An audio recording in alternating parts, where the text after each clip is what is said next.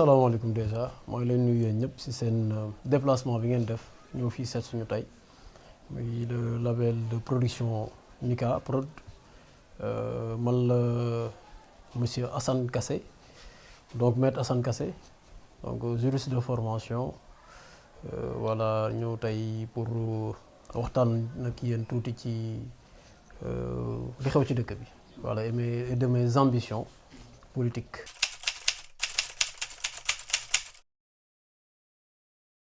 Tëngéej moom c'est notre ville à nous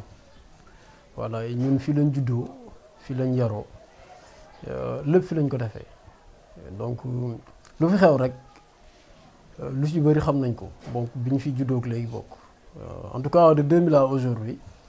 ñu ngi suivre un peu la politique à Rufisque xam nañ ni magistrature locale bi par exemple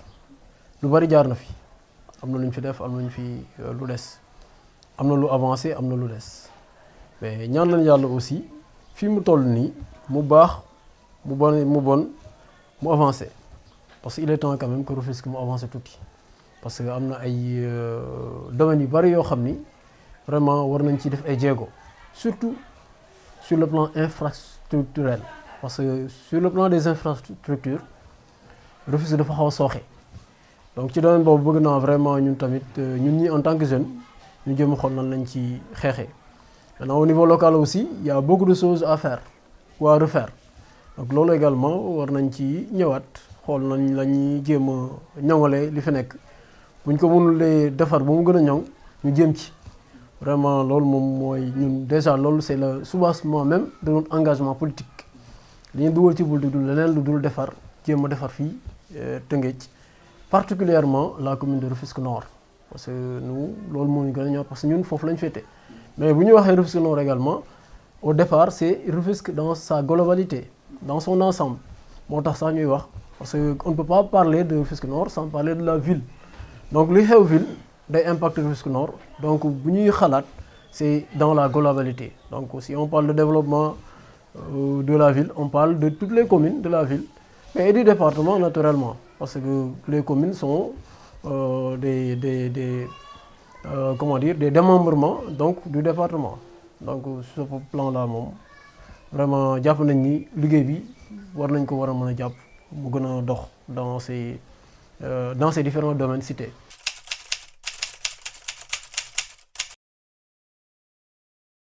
waaw donc taarewuñu sax parce que sànq bi dañ sama grand bi da doon wax waxu culture nous en fait Rufisque c'est une ville de culture et d'histoire wax na ko yaa ko su wax léegi on fait partie des 4 communes de plein exercice yoo xam moo njëkk a am fii donc civilisation au Sénégal bu ñuy wax sax dafa commencer un peu ci ces 4 communes là parce que boo xoolee la grande littorale Ziguinchor ñëw Dakar bon après nga wàcc tuuti Rufisque après tu vas directement à Saint-Louis boo gisee foofu noonu dorsal boobu moo gën a développé ci Sénégal en termes d'infrastructure loolu li ko waral mooy li ñu njëkk ñun ci côté de colonisation tubaab yi ñëw fii lañ installé woon te dañ fi wàcc également ay infrastructure yu amoon doole mais bi ñu ñëwee nag entre temps avec politique yi par-ci par-là bon on a dëkk bi xaw na soxe tuuti parce que Rufisque boo xoolee nu mu mel tey vraiment am na fu mu nekkoon fu mu tolloon mais actuellement dafa xaw a dellu ginnaaw surtout sur le plan infrastructurel parce que Tëngéej amatul yoon yu baax et le boulevard Maurice Gueye qui fait partie des boulevards les plus beaux j'allais dire de l'Afrique boo demee foofu sa xol day jeex. Tëngéej ville dafa dee pratiquement boo fa demee tey jii nii décor bi da ngay xaw a ruus sax da naan fii du Tëngéej bi ñu xamoon yàlla cela 10 ans 15 ans donc loolu noonu c'est des choses yoo xam ne ñun war nañ ci liggéey mu xool nan lay jeexee parce que quand même li may am j'ai l'habitude de dire en fait c'est que le problème de Rufisque problème de génération la parce que am ñu fi jaar jéem nañ mais mënuñu bon xaw ma sax ndax mën nañ wala mënuñu mais xëy na li ñu bëggoon defuñu ko. non pas yi mënuñu sax mais je veux dire que aujourd'hui fi ñu bëgg a dem je pense qu'il faut une alternance générationnelle il faut qu'en réalité ñu am des jeunes ñu occupé parce que en fait paradigme yi dafa changé les paradigmes de développement ont changé tey ñun dañuy xalaatee les jeunes li ñu xalaatee comme bi si avec les TIC le numérique li gars yi di xalaatee ak pas yi fi nekkoon li ñu xalaat xaw a changé donc paradigme de développement yi dafa changé donc comme paradigme de développement yi dafa changé il faut quand même qu'on ait une alternance pour au moins jeunes yi fi nekk ñu mën a jël les instances de décision locale mën cee doxal pour jéem a au moins mu am en réalité un développement harmonieux comme ni ko sama xarit Moustapha di waxee vraiment mu am loo xam ni vraiment nit ñi dañ ci gis seen bopp quoi vraiment il faut que ñu egg ci foofu daal vraiment.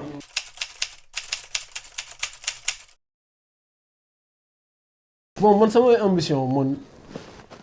comme j'ai l'habitude de le dire man sama ambition politique bi gën a mag la man moom si looy dugg rek dama xam ambition bi gën a mag man j'exclus pas d'être président de la République un jour donc fu début comme toute chose a un début fu may njëkkee déjà mooy fii au niveau de la commune du Nord bëgg nañ élection locale yi di ñëw ñu nekk ci candidat nekk maire fii au niveau de la commune de Rufisque Nord loolu mooy suñu ambition première mais loolu ce ne sera qu'un début pour nous parce que après dañuy continuer parce que ce qu'on veut aller là où nous voulons aller bëgguñu yam ci vraiment au niveau local on veut être en réel des leaders d'envergure nationale. Pourquoi pas demain nekk candidat à la présidence de la République du Sénégal, c'est pas exclu. Donc l'ambition politiquement elle est là et c'est la plus élevée, l'ambition la plus élevée sur donc bu ñu doon occuper station bi gën a élevée ñun moom la ñuy jéem a xëcc lu ñu ci yàlla may rek ñu xam ne loolu la ñu yàlla jagleel.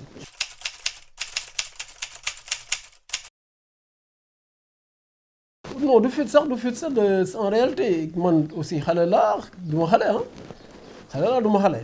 et en termes de vécu politique am naa ci tuuti parce que depuis quand même 2009 ñu ngi sur le terrain politique 2009 à aujourd'hui c'est presque 12 ans donc boo ko génnee si sama âge peut-être li si des du bari mais tamit ça veut pas dire que je suis jeune parce que je suis pas du ma wax sama âge fii mais quand même je suis relativement jeune. Il faut dire ça, je suis relativement jeune. Mais par rapport à ñeneen, c'est vrai que je fais partie des plus jeunes candidats. L'ambition de servir ma localité, l'ambition de servir mon pays. Parce que, comme j'ai l'habitude de dire, nous on a été formés, on est des juristes de formation. Nous avons une maîtrise en droit et tout, nous sommes experts fiscal. Donc du liggéey bi nga xam ne moom la ñu yàlla wërsëgal mën nañ ci gérer suñu bopp dimbali suñu bopp ak kuñ ci mën dimbali. Donc comme yàlla def na tey ñu gis dëkk bi nu mu mel nii. Il serait quand même injuste ñu nekk doomu dëkk bi toog jàpp suñu ñàmbur il faut que ñu jóg accompagner suñu ay rak accompagner suñu ay mag pour au moins fi ñu jëm nii fii lii fi nekk mu jëm a avancer. Parce que damay am habitude di wax naan cadre de vie bi am na ko wax sax keroog nee na maam bu yeewu woon Tëngéej bu jógee par fa muy yeewoo mën na dox ba këram parce que y a pas beaucoup de choses qui a changé entre temps donc il faut que le décor change un peu. Il faut que ñun tam ñu am ay tali yu baax am décor bu baax am cadre de vie bu mucc ayib parce que ñu dëkk yi ko am quartier yi ko am mais gënuñu ñu pourquoi ñun le grand shérif le Rufisque Nord nekk pratiquement ci quartier yi nga xam ne ñoo moo gën a xaw a tilim ci yeneen quartier yi parce que boo xoolee Rufisque Nord la bande la daa Rahman wàcc jàpp shérif ba Dangu pratiquement yàpp am tali amu fa donc loolu xam nga te mu nekk le grenier électoral le plus important de Rufisque. Non am habitude di ko wax parce que élection présidentielle yi passé rek man commune bi ma dirigé woon on a eu 6500 presque 500 voix ci commune bi nga xam ne maa ko dirigé woon 6500 voix l'électorat de Rufisque bu ñu am dans tout le département boo ci génnee 6500 voix la ci des bareetul donc nous la commune du Nord est le plus grand grenier électoral dans le département donc il faut loolu ñu capitaliser ko wan ni les politiques là nous du nekkatuñu ñoo xam dañuy ñëw di ñu utiliser. dañoo taxaw pour defar ñun suñu commune voilà vraiment parce que tamit foofu lañ jëm incha allahu rabi te incha allah dinañ ñafe pour jëm ci loolu incha allah il faut que ça change en fait.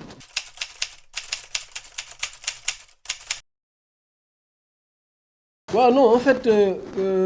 ñi ma àndal samay collaborateurs ak ñi may conseillers ñu ngi ciy liggéey xam nañ ni fii au nord personne ne peut gagner seul donc naturellement il y aura des coalitions mais coalition également fu muy neexee mooy ku nekk xam sa bopp. ku ne xam sa bopp moi j'exclus pas de coaliser ou donc d'entrer en coalition avec les autres mais d'abord il faut que chacun puisse peser xam moom lan la fi am bu ñu demee ba ci copaandaw bi on pourra voir maintenant qui coalise, mais ce qui est sûr et sûr la bannière sous laquelle on va partir bannière boobu incha allah ñun am nañu yéene jiite ko waaw man da bon moom laa bëgg yéene boobu laa am vraiment nekk candidat quoi vraiment loolu laa am quoi.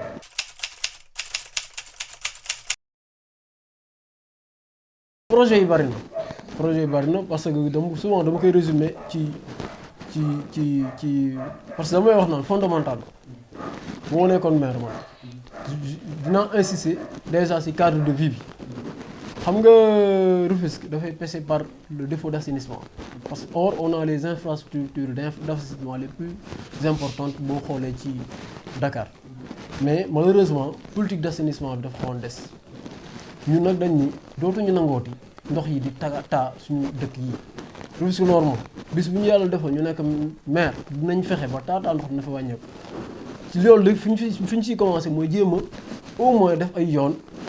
lu ñu mën a pavé ñu pavé ko mais également def ay caniveau ay égout branchement à l'égout et tout pour jéem a au moins évacuer ndox yi au moins améliorer le cadre de vie parce que c'est très important. dem naa fi Guy Adiana ci benn manifestation wax leen loolu ñoom ils ont apprécié le projet te dinañ ko bokk ak ñoom bon ñeneen ñi ngi wax bon peut-être dëkk bi tilimul te mosul tilim et tout peut-être ñoom loolu lañ gis mais ñun ñi nga xam dañuy dox di dugg ci dëkk bi on a fait le tour du nord pratiquement 6 fois war nañ ñun nord 6 fois dem nañ pendant nawet ñun dugg nañ ci nord gis ay kër yoo xam ne day am ndox gis ay kër yoo xam fii ci ginnaaw ndox mu ñu naan sax amuñu eau potable mais yëpp c'est des problèmes pourtant ñoom ñiy wax ay dañu bëgg kii c'est des problèmes qui n'ont pas diagnostiqué or ñun on a eu l'avantage pendant 2 ou 3 élections à parcourir le nord donc le nord moom xam nañ ko bu baax a baax te xam nañ seeni problème incha allahu rabbi bis bu yàlla defee ñu egg ci magistrature locale bi au niveau du nord incha allah waxuñu dinañ faire seen dinañ fomp seen rangoñ de mais incha allah on fera tout pour améliorer les conditions de vie des populations au niveau du nord. Par rapport à la jeunesse parce qu'en fait démb rek on va poser cette question là la jeunesse mais jeunesse bi politique globale la c'est l'État qui définit les priorités pour la jeunesse ñun au niveau local on est des démembrements de l'État ñu dañuy exécuter la politique de l'État mais incha allahu rabbi bu yàlla defee bañ egsi fii à la magistrature locale dinañ def ay jéego ne serait-ce que là pour la formation des jeunes parce que en réalité jeunes yi pour nga tolleen liggéey foo nga former leen donc loolu incha allahu rabbi nañ ciy dox ay jéego xool lañ leen di encadrer pour au moins ñu am des emplois décents incha allah loolu aussi bëgg nañ ci fu ñu mën a xëccee aussi comme ñun on ne c'est pas à nous de définir la politique de l'emploi au Sénégal ça appartient à l'État central donc ñoom bu ñu définir politique ñun nous appliquons mais ñun si suñu xalaat ak suñuy partenariat incha allah dinañ jéem a xool lan lañ ci mën a apporter pour que incha allah moo amélioré wu loolu daal laa ne woon bon peut-être sport des jeunes parce que c'est important parce que sport dafa leen soxal trop loolu aussi bis bu ñu yàlla defee ñu ñëw dañ ci ak ñi ñuy àndal dañ xool nan lañ ci defee ay jéego parce que man xam na nag dama am déformation man li ma mën mooy digge li ma mën moo vraiment mooy digge démb rek dama doon wax sama benn voisin mën a politique du kii rek il faut des fois ngay digge mais man vraiment sincèrement je veux que projet bu ñu am ñu ànd ko bu ñu gagné ñu jëm xool nan lañ koy gérer ensemble tout ce qu'il sera possible de faire ñu def ko te bañ a bàyyi loo xam ne mën nañ ko def te defuñu ko incha allah loolu daal mooy vraiment les grandes lignes de notre ambition politique et également du projet que nous voulons porter avec les populations de Rufisque Nord et de la ville de Rufisque.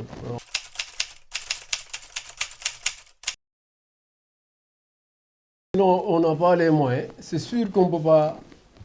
avancer donc comme ni ñu ko waxee bon heureusement avec l'État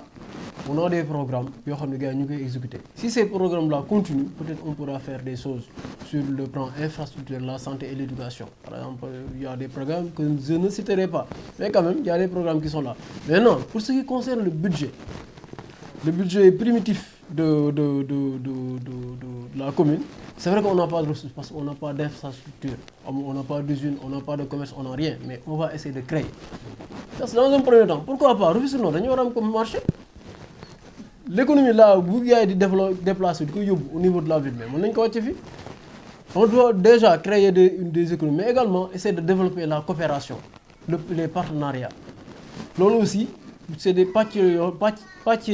ay pàcc la yoo xam ni incha allahu rabbi bu yàlla defee ñu excessif dinañ jéem a xool nan la ñuy développer ces partenariats là mais également essayer de créer une économie au sein du nord parce qu'il faut ñu créer ko quand même créer des centres commerciaux créer des marchés pour au moins ñu am également petites sommes yoo xam dañ ko mën a injecter waat ci population du nord yi bu ñu jógee ci loolu nag dem également ci la coopération et le partenariat bu ñu demee incha allah ci yooyu peut-être mën nañ ci am ay ressources soit des sur le plan infrastructurel ñu def tabaxal ñu ay infrastructure wala ay dons yoo xam ne dinañu permettre ñu mën a développer la commune incha allah yooyu moom incha allah rabi man yàlla def na sama xel xaw na màcc tuuti ci affaire yooyu incha allah bis bu yàlla defee ñu agsi si moom incha allah dinañ des moyens moom incha allah on en aura incha allah dinañ jéem a dem dinañ ko uti bu ñu ko amul fii on va sortir comme ni nga amee habitude di ko wax rek parce que Moustapha dafa may wax chaque jour ni ma les moyens boo ko bëggee da nga koy dem uti léegi rek sama collaborateur bi wax na ko donc il faut qu'on aille chercher des moyens pour essayer de développer cette commune là parce qu'on va pas rester ici à dire que amuñu ay moyens mais les moyens ça se crée ou ça se cherche yow doo nekk élu local nekk maire ba pare buñ la waxee nga ne ama moyen mais lan nga fay jariñ donc bu yàlla defee ñu ex incha allah on va essayer de voir comment chercher les moyens essayer de régler les problèmes des populations du nord. di leen wax ni man seen doom laa man Assane Kassé seen doom laa yéene rek laa am ci commune bi yéene bi ma ci am mooy jéem a fexe ba commune bi développé wu jéem a fexe ba commune bi moo yi ñu fi am moo MAUX yi ñu fi am mu jóge fi parce que dëkk bi metti na parents yi talatuñu njàngu xale yi parce que ñi ngi lijjantuñu leen di jox lu ñu lekk parents yi talatuñu xale yi ba talatuñ sax seen bopp parce que ñi lijjanti lu ñu jox xale yi ñu lekk ñu ngi lijjanti lu leen faje parce que problème bi fi nekk bari na donc il va falloir qu'on prenne un peu notre destin en main nous les jeunes parce que l'ambition là le projet là c'est un projet pour les jeunes mais également les femmes parce que ñoom lañ bëgg soulager ci seen métti yi nga xam ne moom lañu am ci kër yi parce que il est temps quand même que ñoom ñu mën a toog tranquillement toog seen kër toppatoo seen bopp parce que am na ñu leen di buutu ci yeneen aspect vraiment man loolu mooy sama ambition te bëgg naa ànd ci ak les populations du nord de Grand Chérif en particulier te parce que man seen doom Assane boo leen ma jàppalewulee ma mën a avancer mën a jëli yóotu maire commune du nord